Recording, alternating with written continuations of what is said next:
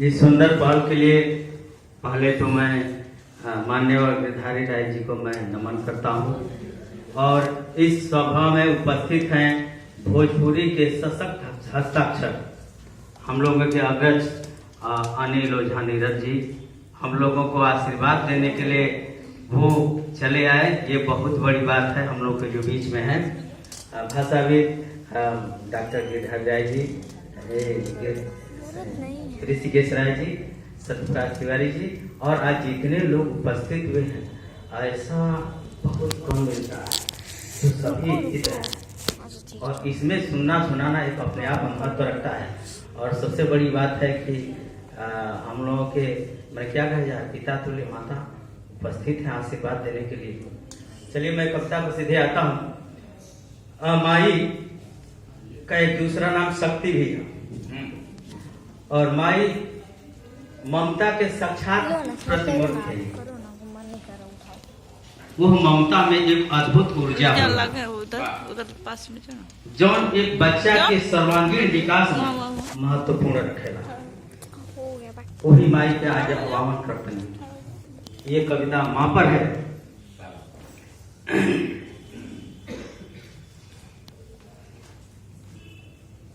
साधुवाद दीजिएगा।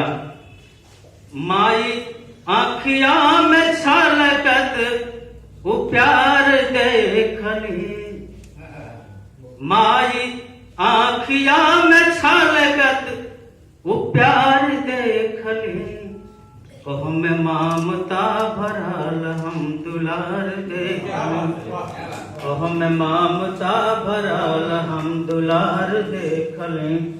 माई आँखिया में छलकत वो प्यार देखली, ओह में ममता भरल हम दुलार देखली, ओह में ममता भरल हम दुलार देखली।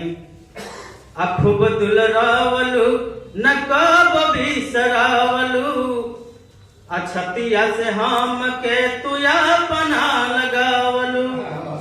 खूब दुलरावलू न कब बिसरावलू, अछतिया से हम के तुया पना लगावलू।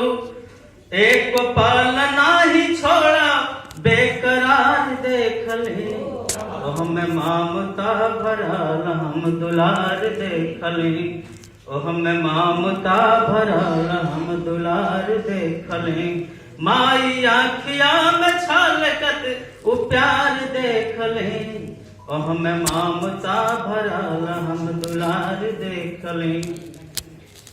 अकरी उबटानवा तू का जरा लगावलू, अकरी उबटानवा तू का जरा लगावलू, अपन परानवा के हम पर उठावलू। करी उबटानवा तू का जरा लगावलू, अपन परानवा के हम पर लुटावलू। करत के तना सनेहिया तोहार देखली, ओह में ममता भरल हम दुलार देखली, ओह में ममता भरल हम दुलार देखली। माई आँखिया में छलकत वो प्यार देखली, ओह में ममता भरल हम दुलार देखली, ओह में ममता भरल हम दुलार देखली। चली जाई दूर जब खेल हो बहारवा, रहिया में खाड़ हम के ताक हो दुआरवा। चली जाई दूर जब खेल हो बहारवा, रहिया में खाड़ हम के ताक हो दुआरवा। कितना तोह के करत इंतजार देखले, ममता भरल हम दुलार देखली, ओह में ममता भरल हम दुलार देखली।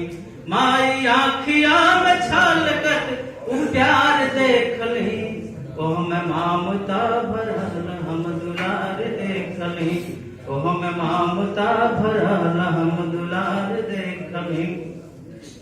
अधुरिया भरल देह पोछलू अचारवा, केतना तू ढोवलू हो हमरो न नखारवा अधुरिया भरल देह पोछलू अचारवा आ केतना तू ढोवलू हो हमरो नखारवा सुख के आचरा में नीक संसार देखले सुख के आचरा में नीक संसार देखले ओह में ममता भरल हम दुलार देखली ओह में ममता भरल हम दुलार देखली माई आँखिया में छलकत उ प्यार देखली ओह में ममता भरल हम दुलार देखली। अंतिम पंक्ति है कि एक क्षण बिसरे न तोहर सुरतिया आ कहे उनमें समाई ममता मुरतिया एक क्षण बिसरे न तोहरी सुरतिया आ कहे उनमें समाई ममता मुरतिया भाव भरल गंगा माई के अवतार देखली